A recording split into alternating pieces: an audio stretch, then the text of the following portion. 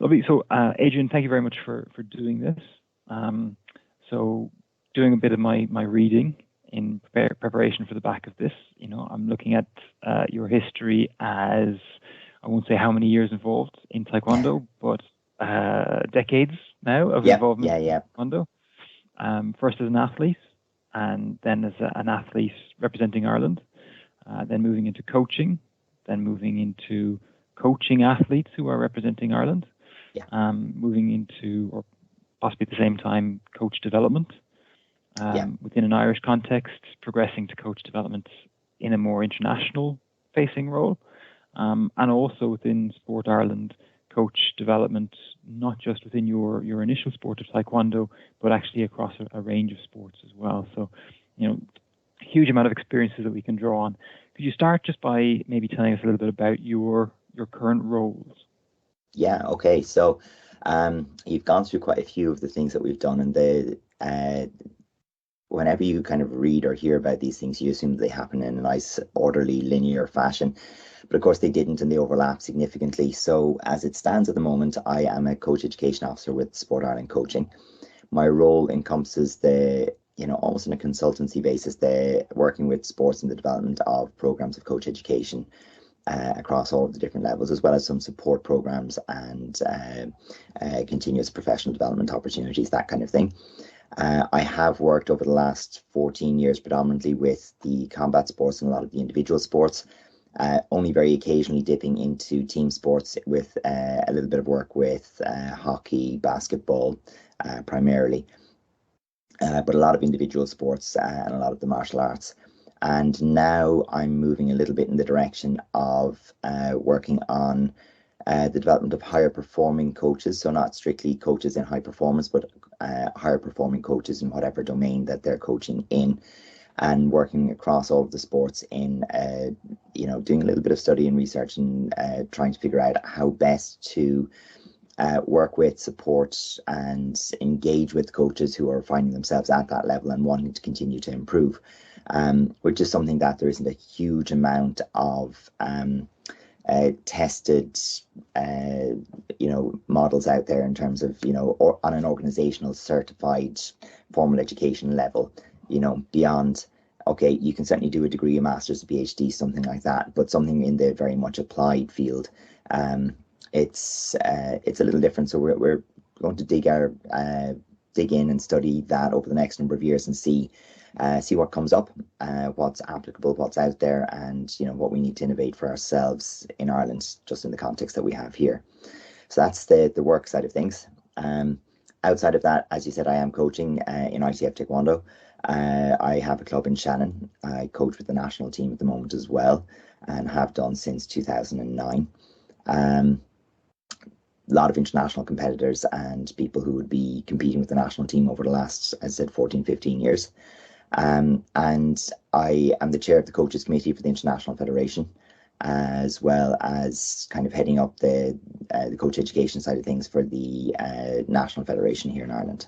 So get to wear and swap hats quite regularly between all of those roles. Yeah, absolutely. But again, I think fascinating to see what you can take from those different roles, and it gives you a really nice perspective as to what's happening in different places, and in some cases, where you can look at within your Taekwondo world, for instance, and see actually we're maybe quite advanced here, and as well as borrowing ideas from other places. I think that plan for the next few years in terms of really high performing coaches, and how do you rather develop a support structure that allows their, I guess, quite bespoke, and very quite maybe fine-tuned development. That'll be a very interesting journey that you're heading off on.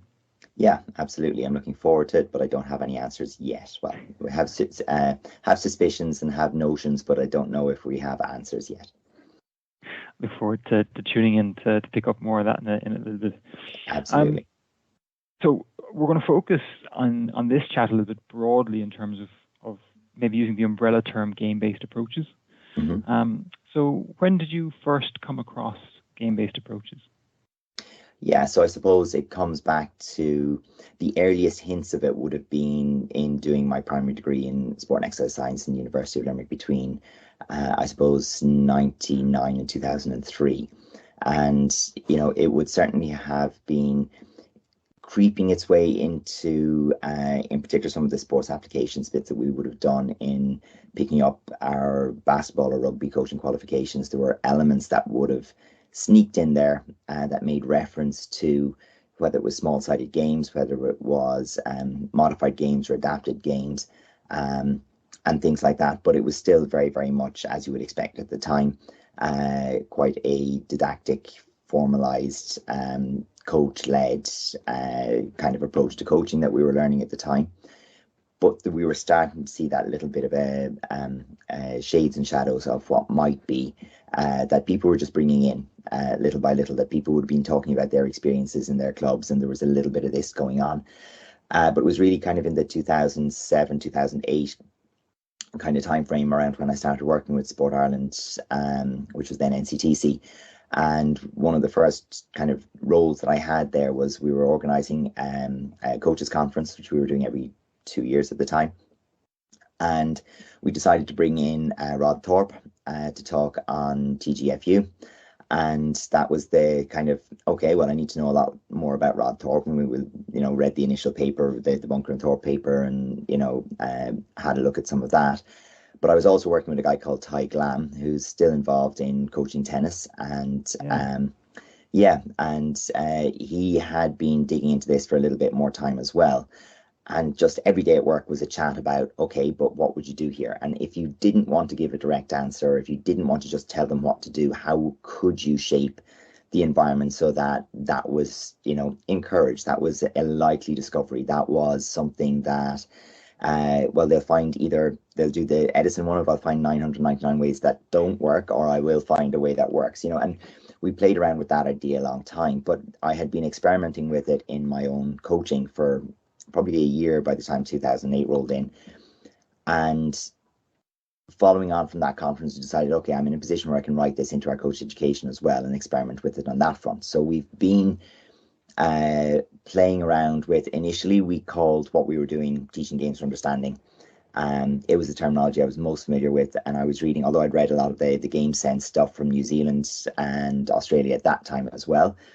The teaching games for understanding seemed like a kind of a vernacular that people could get hold of, and because the biggest issue right to this day has been, okay, we don't want you to just create and randomly play a game. We're looking to shape and construct an environment in which learning is likely to occur, and we are pushing and pulling on all the levers and dials to shape, focus, enhance the learning experience of the athlete.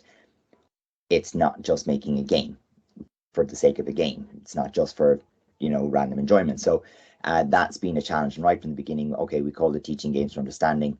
And I'm pretty sure the first few iterations, as we brought coaches through programs of coach education, even with worked examples, most of what they would try to bring back to us as coach developers was, so here's a game where I have this pool noodle or this, this hat or this whatever, and this is the task, and away you go. And it was either everything kind of came down to, it was a game that did maybe something on the ABCs. So, there's a little bit of general movement capability being built, but nothing specific to the actual game. We want to play the sport of sparring, Taekwondo. Or they would come up with something that was a choice reaction. So in other words, we have 2 degrees of freedom, or, it would be an A or B reaction drill. And it took quite a while to kind of find language that people could work with. That would let us kind of illustrate the concepts that we wanted to do. It took us time as well to build more games, if you want to call them that. We tend to call them scenarios now. We found that's the language that works within our sport, because games, maybe it created the wrong, because I suppose in our sport we don't see what we do as a game. We see sparring as it's a modified combat style activity. It's still a game, but we don't call it a game. So when we made it a scenario, it was like, oh, okay, we can latch onto that, and people could kind of get, this is a snapshot of sparring. This is a subset, of the whole game of sparring that we're trying to get into. So scenario started to work. And as we started to change and modify the language, we kind of read more and became more involved in looking at I would say the broad family of constraints-led approaches, and I suppose there are elements of it that would certainly align with ecological dynamics, but there's still also an element of it that's very much cognitively based, because we're still using questioning quite extensively in terms of shaping people's actions. And I suppose part of that has always been that as we've kind of gone through the iterations of this, we do want to encourage people to be the principal actors as well. We want people, we don't want them to just react to an environment. We want them to create and shape the environment to their own ends and needs, and that we have found necessitates that little bit of cognitive intervention, and that question or asking of questions, and freeze framing to bring people's attention to certain things, and in doing that realize that they have agency to act and force the reaction from the other person.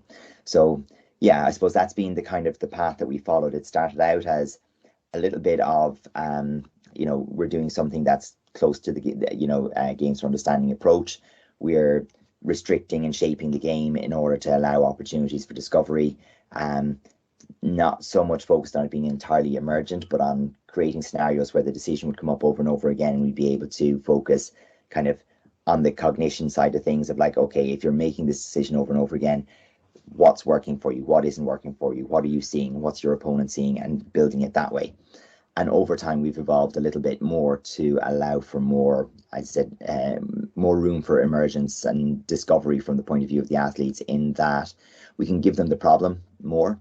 And we discussed the whole FERAL acronym, but they framing the problem more, constraining the environment so that they encounter the problem or the decision around the problem more often, and then modify the representativeness of the task, the challenge, difficulty, or parameters, whether it's the environment, the equipment, the space, time, the opponent, whatever, until we're getting some success, until we're getting some evident problem solving, good movement solutions, however you want to term it. We're getting to that, and then it all starts again. So yeah, we've been playing with that for quite a while now, it turns out.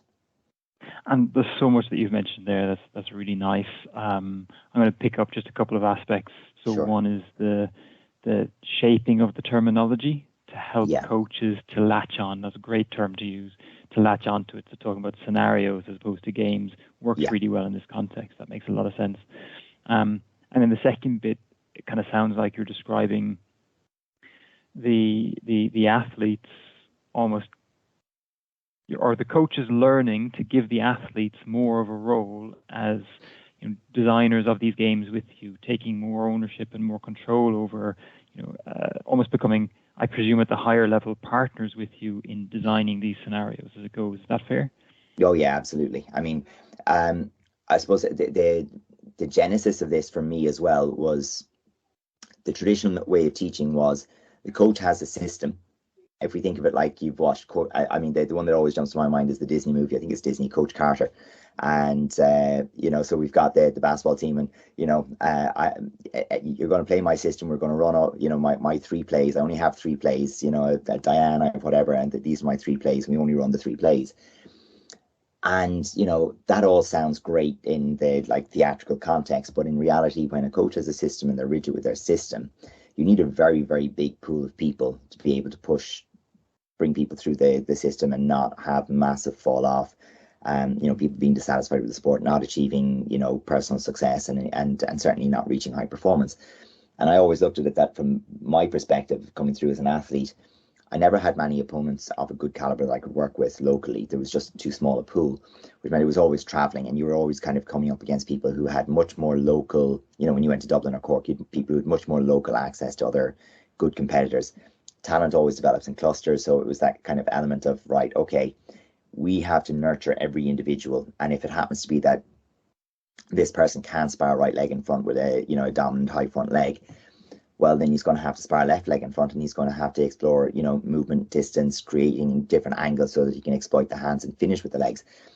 And so right away from mid 2000s, I was like, okay, I'm being confronted with all of these people who have set in stone systems that don't work for my athletes. They work for 1 or 2, but they don't work for the majority of my athletes. I need something that allows all of my athletes to be engaged all of the time, learning, solving the same problems, because the sport presents the same problems, but using their own individualities, their own strengths, and again, the Pareto principle comes into this as well, where 80% of those positive outcomes come from 20% of the effort. So if we're looking at it as how do you spend your time, do more of what they're good at and less of what they're not good at, and people will generally improve faster, unless there's a big rate limiter. So that was kind of where it all started from. And then, the encouragement became, as a coach, did I know very much? And I felt right at the beginning, the answer was no. I'm a very young coach. I don't have a huge experience. I've never won a world title myself personally in sparring. So I felt my own personal knowledge was limited. I didn't have a coach ahead of me who I saw as being, all knowing, so I did seek out mentors and other coaches who I felt knew more than me about sparring. But mostly I felt that I was, doing, like they say about the secondary school teachers, about 3 pages ahead of the students in their first year teaching. It felt like that in my first years of coaching. I'm literally just reading the page ahead of you as you're doing the exercise so that I have something to tell you to do tomorrow, kind of a thing. But what happened is, as you start to, gain a little confidence, but as you start to use these kind of teaching methodologies, you only need to know how to phrase the problem. And then you need to engage with the athlete about what their experience is, and then you explore the solutions. So it does help, of course, the more experience, the more you know the game, the more, your technical knowledge is good. It certainly all helps.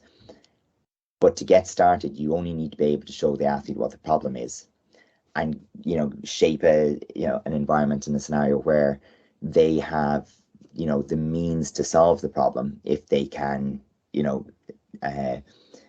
start to set things up for themselves, perceive what their opponent is doing, start to study the distance, start to, look at the tools that they have at their disposal, and what, like, almost in a rock, paper, scissors way, what will work with what, and you get there. And I think that's something that hadn't been considered before. And I think talking with some guys in this space, in the martial arts setting, a big thing that's been there has been that, the fact that we all get hit when we make a mistake, is almost like an argument against the kind of, hey, let's see what emerges. What emerges sometimes is black eyes and sore jaws, and so it meant we had to really look at, okay, what's the context of this. People had to have that discussion before they went in of what are we trying to learn, what are we trying to discover here, and understand we had to kind of change the whole mentality that training wasn't like competition, but in the club. Training is training, and the whole purpose of training is that everybody in the environment gets better from where they are now. They want to be somewhat better by the end of the session. Nobody can win training. And there was a whole reshaping of the environment, the culture, the thinking, so that you didn't have that, absolute hero going out trying to break up everybody in the training session. So they felt great about themselves, but instead, finding these people who had strengths and making them into, well, okay, how do we use the opportunity you have now? Because you can do that, use that where you need it. But in this match where this person needs to learn something too, what could you challenge yourself to do, or what could you disadvantage yourself with, so that they have a chance to, engage, achieve some success, and so on. And the more those conversations opened, the more you realize, the knowledge is in the room, or at least that first-hand experience of the exercise, the activity, the opponent, whatever, is in the room. And if you can get people talking about it, sharing their experience of it, it removes this mystique. It takes away any layer of like, oh, I don't know what they're doing, but they're just brilliant. It takes away the idea of, all of these analogies we've had through sport for so many years of, oh, they just have their tactical genius, or they read the game so well, or they're, all of the different things we used to hear about, the Paul McGraths, or the, that oh, he's 2 steps ahead because he just knows where the ball is going to go. It's like, okay, but why? And is it teachable? And can we do that? And, and the answer is, of course, yes.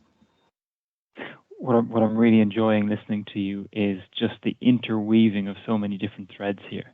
So the importance of motivation and understanding individuals' motivation, and how that drives learning, but also how learning can then drive motivation for those individuals, and how you've got to balance those threads.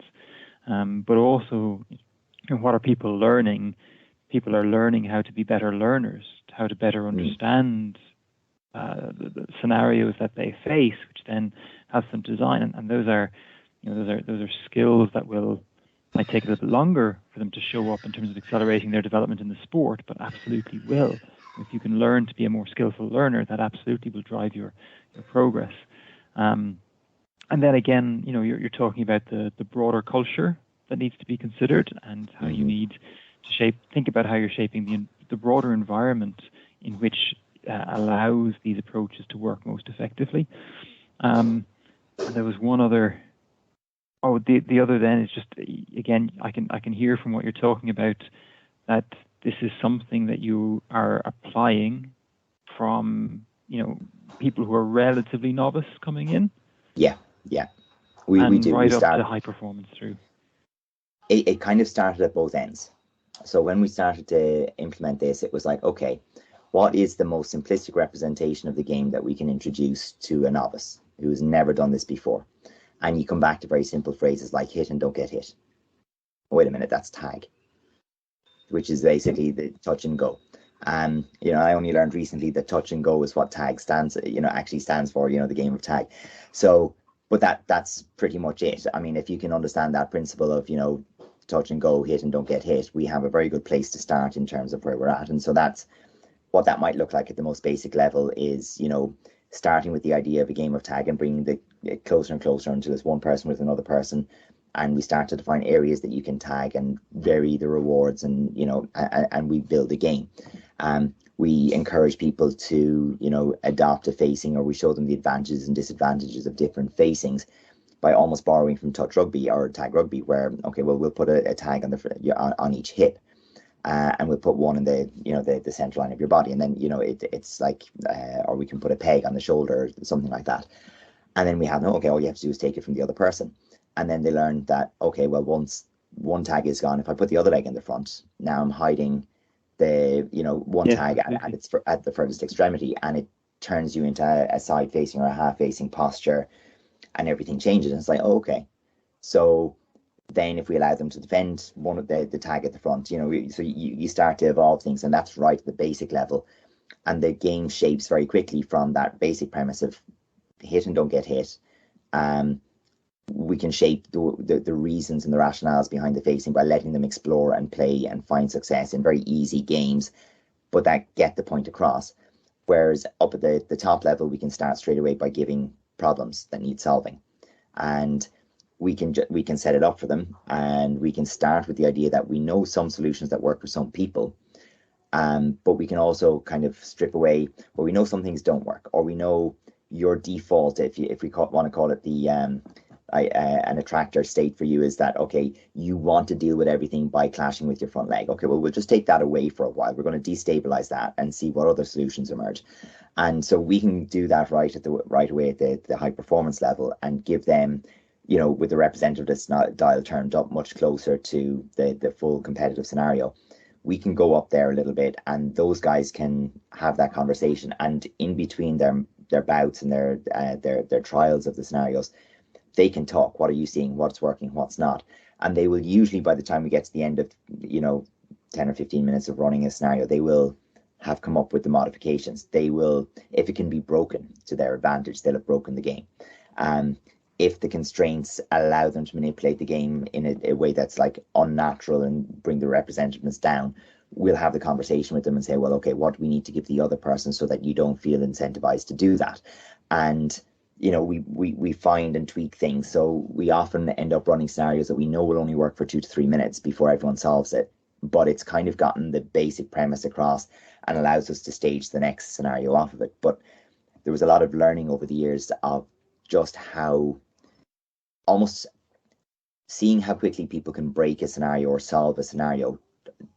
I use that as an illustration to coaches of just look at how much intelligence can be applied to solving the game of sparring. If they can solve these games that they've never encountered before with different rules, different criteria, different solutions required, but they can solve them in 2 to 3 minutes with experience. If we give them the right scenarios that are really representative and appropriate to the game, they're going to be able to make better decisions under pressure and create innovative and new solutions that you haven't thought of, or the solution that you thought of might apply for 3 people in the room, but we're coaching 70. So for the other 67, they need something, to latch onto. So that was huge for us when we started to introduce that at our national team. And it was also a thing that we were able to then bring it to where the new people onto the squad, the less experienced, and let's just say the less skilled, could actually come and develop on the squad and get better, because they weren't just getting, it wasn't like the A side plays the B side and the B side gets smashed. This allowed for a very strong intermingling, and the A pulling themselves down a little bit to allow the B an opportunity for success and learning, as long as the environment, it's understood that, no, this doesn't prove that B is better than A. It just shows that, B and A can learn from each other if the right circumstances are at play. So for us, that's a big thing, because like even at the very top level at our national team, junior and senior will often train in the same room or on the same day together. So we could have from 14 years to 30 plus veteran, male and female will be training together, and you'll have people who are like, if I take Jamie from my club, he's a 14 or 15 year campaigner. He's been on the national team. He has so many caps on that front. But you could also have someone who's coming along and they're in their first year and they've only attended 3 training sessions and they've never been at a European or World Championships. And our job is to make sure everyone learns. And, that, as I see it as a coach, like as long as everybody is learning, sure, the rate is relevant, but the progress is kind of the most important metric for me. Yeah. And again, fantastic to hear how you're able to exploit this to solve the problems of having people of a range of different skill levels in front of you, even if that's, they're all highly skilled, but there's a range within that high skill. Always. So again, how you can do that, but also the care that goes into the scaffolding and sequencing of these activities, that they link together, and also the time it takes to learn how to do this well. To be able to deliver and coach through this approach. There'll definitely be times that coaches kind of meet this and they think, geez, is it working? I'm not sure if I'm getting this. And the importance of sticking with it and keeping with that experimentation to evolve and learn new ways of applying it. I think the thing that always happens, if, like, I always say to people when, because there's so many people coming through university degrees, whether it's, physical education, sports science, coaching, whatever it happens to be. And, a third year is almost the most dangerous person that there is out there, because the third year is kind of, it's almost like, well, we've learned everything. We've pretty much got this locked in, and you haven't gotten that part in fourth year where you realize, no, everything is questionable and, is only our best understanding of things at the moment. And it's only been that way for a few years, and it'll probably change. And the kind of the humility around the learning experience that you get by completing the degree or whatever, I think is almost what one of the big things that people in coaching understand. That the person who's been coaching for a few years with a little success is dangerous, in terms of like they can become fixed in their ideas. It takes a little bit of experience to realize how little anyone knows, truly and in depth. And a big thing for me in this is that when you have what's perceived as a new idea, and I mean, for me, whether it's the teaching in a games-led approach or a constraints-led approach or ecological dynamics, whatever you want to think about it, I mean, underpinning ideas around that were certainly in place in the late 90s and were in the research literature at that stage, even if you're only talking about, mass versus distributed practice and degrees of freedom, and and that was relating to whole other kind of learning processes. But still, the ideas, as you put them into practice, often look similar for a while. There's similarities. But whenever you bring in something that's new, the old gets threatened and challenged, and then it's a case of this, like almost American politics, either or. Is it red or is it blue? Kind of emerges, and the reality is that no, it's not that. There's still a place for everything you've already learned. It's just, this is another tool that you can use that might be effective in a lot of situations if you give it time and you practice and become proficient with it. But you don't throw away everything you've already learned, and there's still utility in it, because we will reach limitations, and there are some beginning stages. So an element of what we do in Taekwondo can't really be learned in this style because it's prescribed. It's in the way that, well, you can learn a backflip a number of different ways, but biomechanics kind of tells you it's going to work best if you, Yes. do this. And I mean, we have that with a lot of our traditional martial arts side of things with the patterns and forms. So there's still a kind of a style of teaching that has, or coaching that has to be implemented to get across that, because it's based on practice and repetition rather than training and the skill acquisition in the other sense, where you have an opposition. It's an open skill. These are very much closed skill practices, and there's a different type of training for that. But then also to develop the physical capacity to do certain skills, or even to conceive of some of the solutions that might be available. They're not entirely, I suppose, naturally emergent skills. So it's not a case of I need to go from A to B, or I need to avoid this. It's a case of, because of the rule system, this rather contrived thing you can do is worth more points. And because of that, there are times where you actually need to step in and be directed, and and give direct information. Or there are things that okay, we need to develop the basis of this skill first, and it's not a style of movement that you would typically find in everyday life, and we're going to have to train towards that a little bit. And then we lean into the other side of things, which is the repetition without repetition. How do we disguise the repetition? How do we give people many varied, interesting ways to develop the same physical capacities without them just doing the same thing on repeat ad nauseum? So how can we take some of the nicer principles of having, some game design, or having a constraint-led approach, and bring that back? And I think there was an interesting bit there recently on Perception Action, Rob Gray, that it was around, is queuing just another type of constraint rather than a whole separate process? And and again, he was kind of a pain to say, look, it doesn't really matter how you consider it. It's just, you maybe just want to simplify things by not throwing them into lots of different models, when it could just be considered a constraint and it'll work just fine. And I quite like that idea, because as we look at, I would say, we want to be able to kick laterally, so the leg is moving away in the lateral plane, and we need that to go to head height and everything. It's like, okay, well, you wouldn't normally consider, like, that's not the most obvious solution to the problem until you turn sideways and you're trying to protect a target, and all of these other things kind of come with it.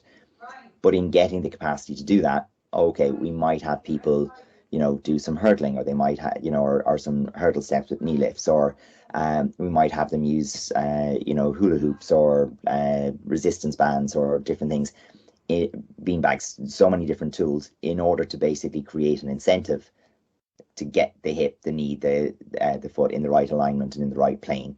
And that way we can get people doing a lot more of it without thinking about the fact that they're actually doing push-ups, for example. It's that kind of thing of, if we could do something else, like if we could just like dive on the floor, get up and run again, you probably had to do a push-up to do it, but we didn't think about the push-up part of it. So we still use an awful lot of that kind of thing in terms of maintaining interest and engagement, disguising some of the repetition, but still in a very, we know what the goal is, we know how we're trying to shape the skill, or the technique. The technique at this stage, the skill emerges when you have opposition, but at this stage we're really trying to build capacity. So we kind of almost have, in terms of how we talk to the coaches, we would say about a lot of the traditional coaching skills, they're all needed on the traditional side of it, and also in terms of building capacity to use certain skills on the sparring side of it. So don't lose those skills, don't forget that you have them. This is a tool that basically allows people to engage with and play the game from the very, very beginning, without having to spend a whole lot of time drilling and learning activities. And at the top end, to challenge them to understand and problem solve within the game, so that they can beat people or they can perform at a higher level than you are currently able to conceive of. So, this is going to let them be the problem solvers, and to use all of the people in the environment around them to solve bigger problems than you. It's like having computers running in series. We're cloud computing the problem, rather than you sitting at home writing it up on your on your laptop. This is what we're trying to do. I was actually thinking further back to typewriters, but it's that concept certainly applies. And I think, Yeah, again, some lovely aspects there. You're right in terms of, there's been different iterations have come around, and different emphasis, different forms under which game-based approaches have appeared in different sure. times. And you're right, oftentimes when something is new, how do we sell something new? Will we highlight the differences? Yeah. Whereas, actually, got to be careful not to go too far in that direction. I think the incentive is always on the new thing to prove itself. And because it has to prove itself, it has to show how it's better than the thing that was there before. Where, eventually when it becomes secure enough in its own place in the world, it doesn't need to prove itself anymore, in terms of not in the same way. It doesn't have to show it's better than everything else. It only has to show that it has utility. And even if it doesn't replace everything we've all ever done before, the exploration, I think, now is categorically, it's been shown it's worth the exploration. It's worth investing the time and seeing how athletes respond to it, but on so many different levels, because it's not just the skill acquisition part of it. It's not just the skillful performance. It's the motivation, it's the engagement with the athlete and the learner. It's the self-actualization and autonomy in the design of your own thing. And I think it's also, for me, a huge thing in terms of how the coach evolves from the kind of like the teacher in locus parentis to basically the critical friend in the environment over a number of years. And it's particularly important in the martial arts side of things, where the paradigm is the chaperone model. So you meet the person very often when they're 8, 9, 10 years of age, and you're still their coach when they're 25. So because of that kind of chaperone model, which is quite different to most of the team sports and even some of the individual sports, where at each stage you'll be handed on, as you move through the age groups or the ability levels, or as you go from, recreational to talented ID to HP, you'll probably move on to a different set of coaches. And it doesn't always happen within the martial arts. So even with us, it's only at HP that, a portion of your training is delegated to somebody else, but the majority of your training is still going to be with your home coach. So it does allow for more coaches to develop their skills and, and be challenged to do that by more athletes. But it also, forces coaches to operate with those different hats on, to where I'm going to have a very, very, directive. You're going to do an awful lot of what I say. I'm going to ask you for small inputs on small things of little consequence in the beginning. We're going to teach you about personal responsibility, accountability, build good habits right on this end. And on the tail end of it, it's going to be very much that, okay, I'm here to support you. We are going to talk about what you need. We're going to talk about how we work to facilitate that need. We're going to talk about the expectations we have on each other. We're going to, but it moves into a very different relationship over time.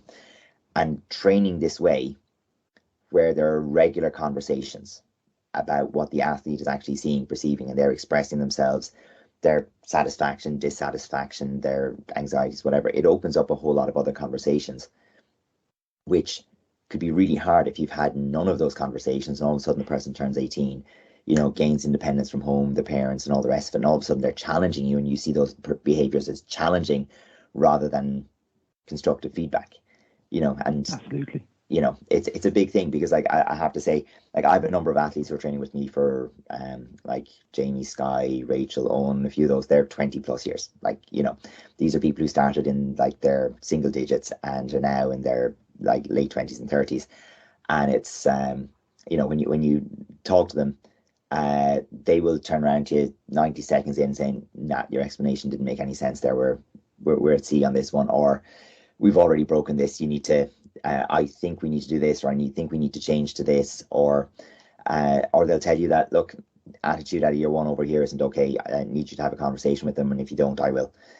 And those are the kind of things that, yeah, this is good, but those could be perceived as threats to authority, or if they're if the relationship hasn't evolved. I mean, if I'm getting that from a 9-year-old who's just not happy because they didn't get to train with a friend, that's one thing. But when someone who's got 20 years of training experience behind them is giving you information, it's like, that's valuable. You kind of got to take that on board. It's a different story. But also, and I really liked what you talked about there, but that's something that has to be cultivated. You want those really rich conversations with the experienced athletes. They don't appear overnight. So Yeah. what does that start like, and how does that gradually evolve as their journey evolves as you go through as well? It also reminded me, as you're talking about, when you're working with an athlete, you've never worked with this athlete before. You've worked with a different athlete. You've been on similar journeys with other athletes, but you've never been Sure. on this journey before. And you emphasize, that the importance of, we don't know everything. We certainly don't know how this journey is going to unfold. We can predict and guess about what might be lying in the future, and the more experienced we are, the probably better our guesses are going to be, but they remain guesses.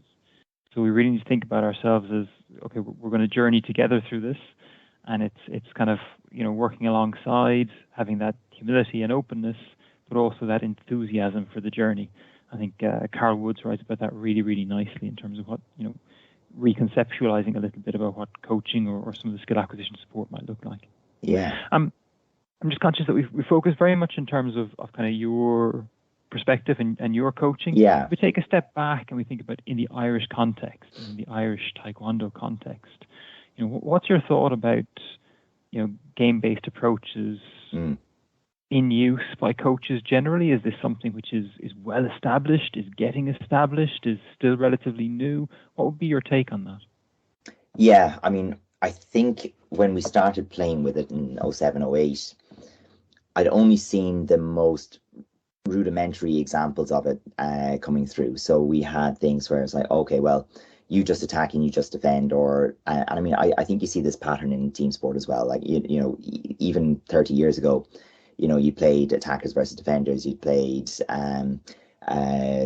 half pitch stuff with and everything starts with a corner, or there were things that were very much of that same family of thought, but they were almost formulaic in that these are the 4 variations that we do, and this is kind of how they roll out. And I'm sure those things were something that someone saw from a coach one time, thought that's good, I'll do that, and kept it, and it propagated. And I think what we're getting now is that as we've continued to introduce the ideas of and in parallel, so we still kind of teach people elements of how to introduce and progress a skill, deliver feedback, and guide a person towards let's say a technical model of a skill. We still do that on our coach education, but we also challenge people to use elements of game design, constraints-led approaches, in particular the areas where it applies most within the sport. And it is always the most challenging part for people on the courses, because it's something that they've not encountered before. And that's still true now, that the majority of the people who come to us, and that reflects what they're seeing in their own clubs, it's still the most common thing is that people have come through we drill and then we spar. And and the drills may be anywhere on a spectrum of representativeness from 0 to 90, where it's whatever came out of the person's head or whatever they saw at the last training course they were on or the last seminar, and we're going to try it and we'll see how it goes. But what we're seeing a group of younger coaches who didn't come. So a lot of the people who engaged with the coach education did it in their 40s, 50s, 60s, having had years and years of experience doing things a different way. We're now having the first generation of people who've engaged with their coach education at kind of 16, 18, 21, who are exploring their coaching from the point of view of having some theoretical backing to what they're doing. And they're exploring all of the systems and all of the methodologies and trying things out. And we're now starting to see clubs emerging where people have been using these kind of methods of training fairly consistently from the beginning. And now there is a kind of like a third generation coming through to our coach education courses who already intrinsically understand. And you ask them to do something, it's like, oh, okay, so here's my idea, and they can just jump into it. So we're in that generational change kind of thing where luckily generations go quite fast. It's probably every 8 to 10 years. But my generation had next to no knowledge of it whatsoever from personal experience. The ones that are in their 30s now probably experienced it for the first time on coaching courses, and maybe off of two of the more proactive instructors, and then started to implement it themselves. Whereas the ones who are coming through in their 20s now have probably trained that way to some degree themselves in their clubs and are choosing whether or not they find that to be particularly effective for them. So that's kind of the path that it's taken. I think a big thing for us has been the people who've had the most access to it have been the people who've been training on the national team for the past 10, 12 years. They've done it in every training session that they've done for that period of time. So that's just how the national team trains sparring, as far as they're concerned. That's just the norm. So for them, that's naturally what they take back to their clubs, their home environments, and that's what they then do. So that's been, we were able to push kind of bottom up in terms of training new coaches coming on board. And we've also been able to train, not quite top down in terms of the most experienced coaches, but in terms of the most influential athletes within that kind of sector coming back in. So the only limiter to that has been how many of those high performing athletes transition into coaching to any degree, and how do we like cascade the learning down from the national team into the clubs, and do their instructors afford them the opportunities to do that. And where that's happened, we've started to see an impact.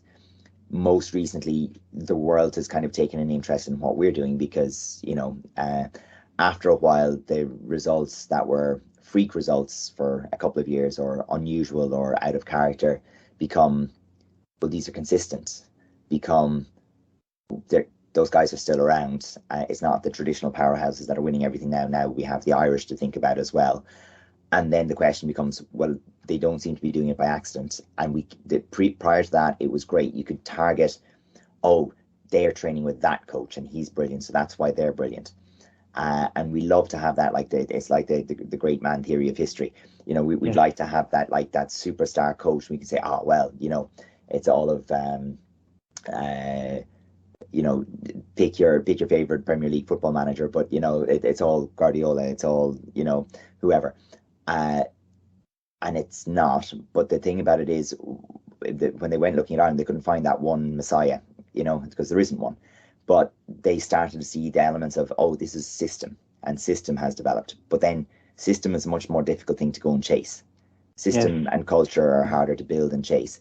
So it's taken a while for people to start to see what it is that we're doing and how we made that part of our system, and and the effects that has had.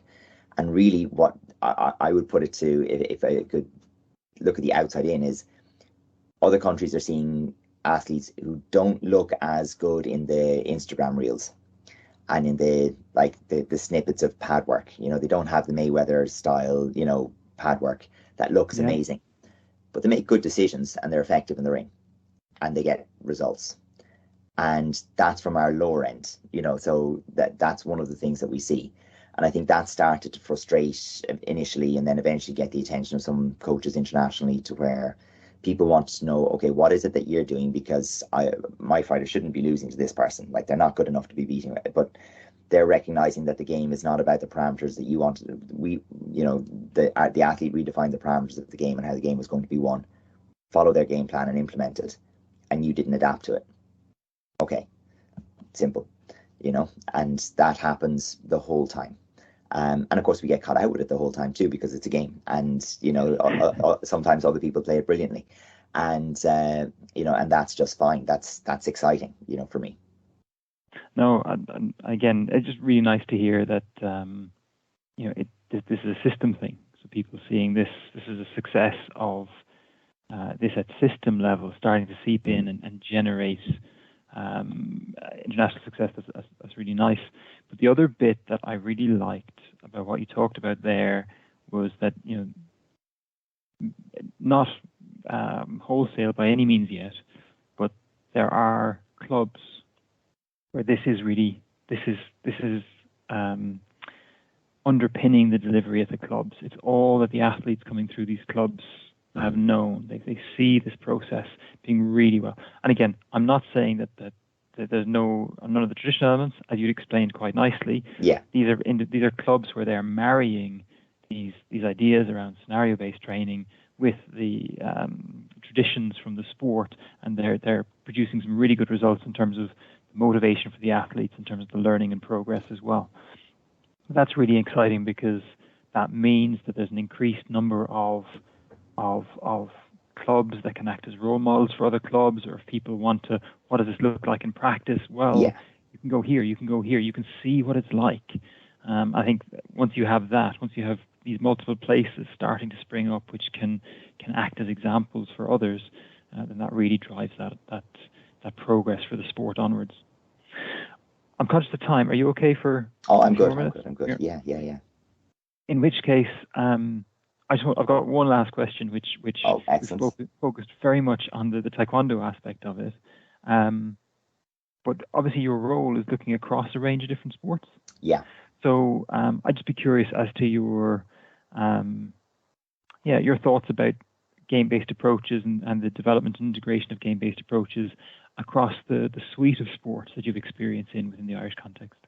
Yeah, it's been really interesting because, as I said, I've been interested in this myself since just before starting working in NCTC Sport Ireland back in 2008. And since then, I've had a lot of experience of different sports and different styles of sports. And of course, it suits certain styles of sports better than others, or it's easier to take the concepts and directly apply or implement them. So I found when I was working with hockey, for example, they were really already quite progressed in terms of what they were trying to do.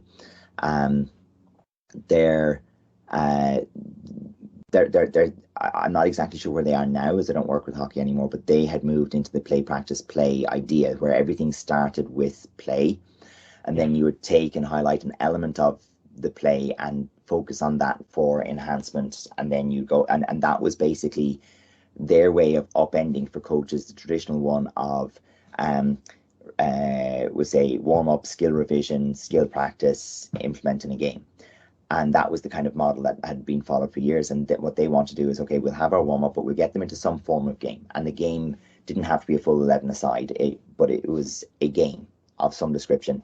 There was opposition, there was, some representativeness to it.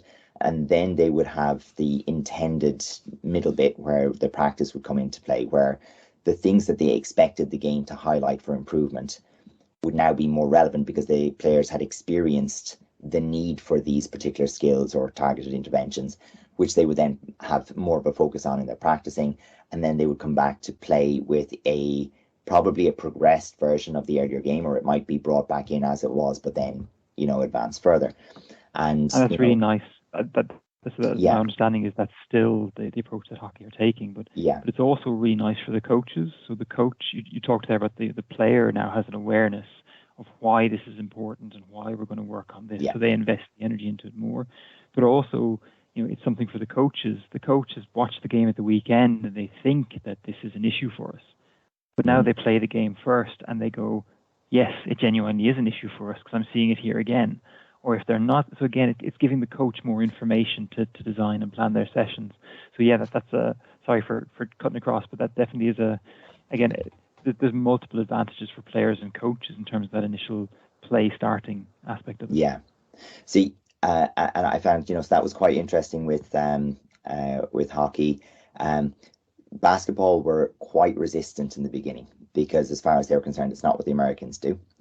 And, and there was that bit of a focus, but very, very quickly, they started to dig into it a little bit and then found that, well, actually, we've been quite limited in our viewpoint on this. And I know that gradually some of the coach developers within basketball started to invest a lot of time in figuring out how can we teach the same content, but increase the amount of decision-making, problem-solving and player engagement, while still teaching the same concepts. And I think one of the big conclusions that they had was we need to have more time on task for our coaches on the coaching courses, because initially they were very strongly motivated by keeping the contact time as low as possible, giving people, the kind of minimum effective dose and getting them out there again so that, the cost, the time spent, the opportunity cost of it was all managed. But I've really enjoyed where it started to make sense in judo, in kickboxing, in Taekwondo, of course, in hockey, in basketball, in and those I find I can engage with more because it's it brings in that level of engagement. Where in times that I've spent with another good example on the opposite side of it is triathlon, where there probably is scope for experimentation, particularly in terms of the swim strokes, the riding style, different ways of tackling things. Changeovers and things like that. Yeah, exactly. And they've looked into that a little bit. So much of that sport is coaching by the numbers, as in it's all about the training of energy systems. So it's Building the engine. stimulus response, and it's the appropriate management of that stimulus and response.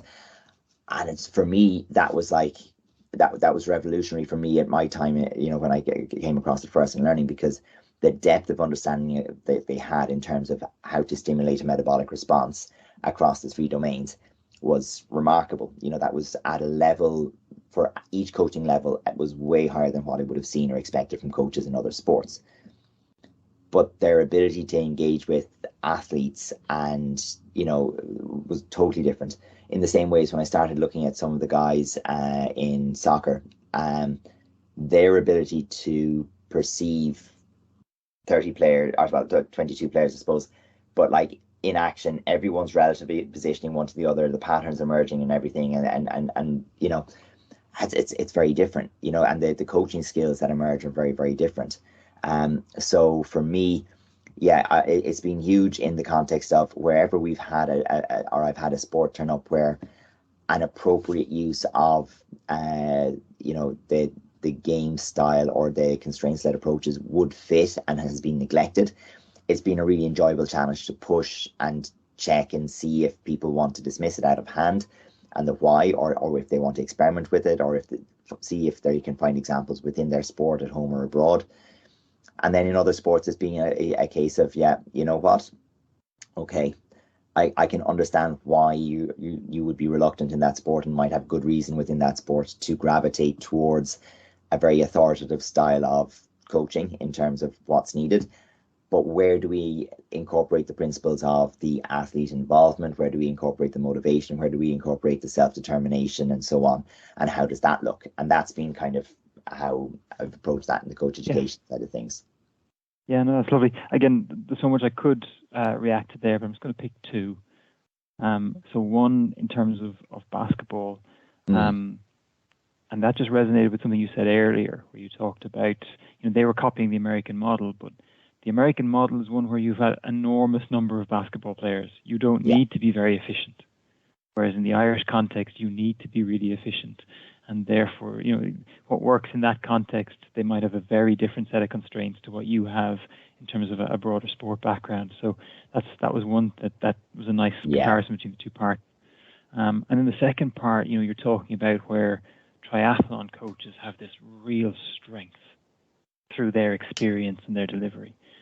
And then soccer coaches have a different strength, which is, again, marked above what we see in many other sports. And I guess there, straight away, there's what I presume is where you're going with the high-performing coaches development, this opportunity to learn from the strengths that other sports have, and the cross-fertilization across sports maybe a little bit becoming quite prominent in that program. At this point, Adrian and I went off on a tangent discussing coach development and the design of coach development programs. So I'm going to cut a hold to the video there. I'm going to say that I thought that was a really insightful discussion from Adrian. There's a lot of really interesting things that he brought up, which I thought were useful to think about. I think his overview into what's happening in relation to game-based approaches across numerous different sports in Ireland was really excellent. But also the specific detail that he was able to give about his experiences trying to introduce a game-based approach within his own coaching, staying that one step ahead of athletes, within national team athletes and really high-performing athletes, where you can have these fantastic conversations, co-designing the training experience with these individuals. I loved the idea of those athletes, some of whom transitioning into coaches, being an important part of the cascading of game-based approaches down into the general population. The fact that we're seeing these clubs starting to emerge as hotbeds of this approach to coaching, so that if there are others who want to experience what game-based approaches are like, they can find examples where they can see, what does this look like? session by session, building a program together. Lovely examples out there in the country, which is great to see. So I hope you enjoyed that overview of some of what's happening in relation to game-based approaches in Ireland, and massive thank you again to Master Adrian Byrne for joining me for that.